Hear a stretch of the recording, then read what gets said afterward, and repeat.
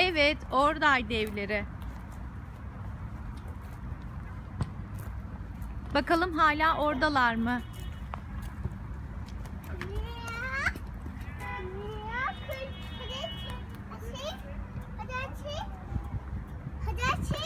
Açılmıyor mu anne?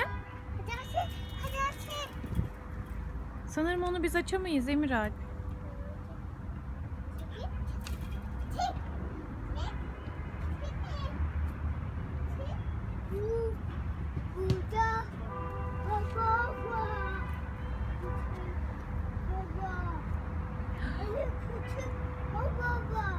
Oho.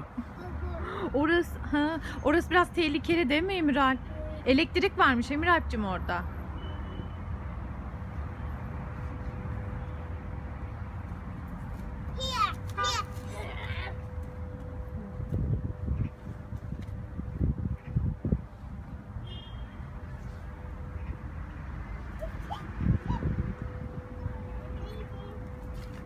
Gel pis pisi de Emiralp.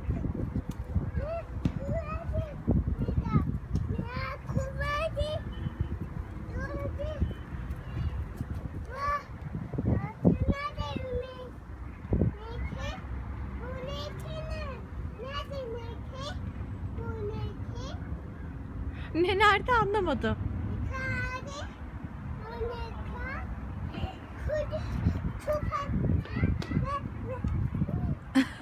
Anneciğim. Onu sen alamazsın ama oradan. Ellerin sıkışır tele.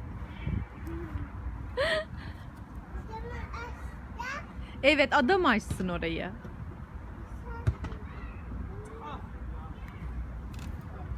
Miyav yorulmuş mu Emiralp? Uykusu mu gelmiş Miyav'ın?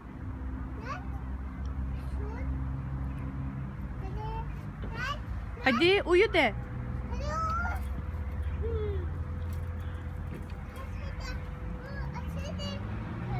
Evet. Aa, çıktı, gördün mü?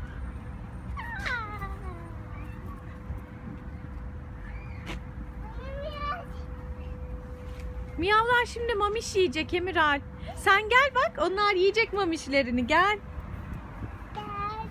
Ama sen çok yaklaşma. Gel gel bu tarafa doğru, benim yanıma doğru gel. Evet, mamiş yiyecekler. Bu tüvacı.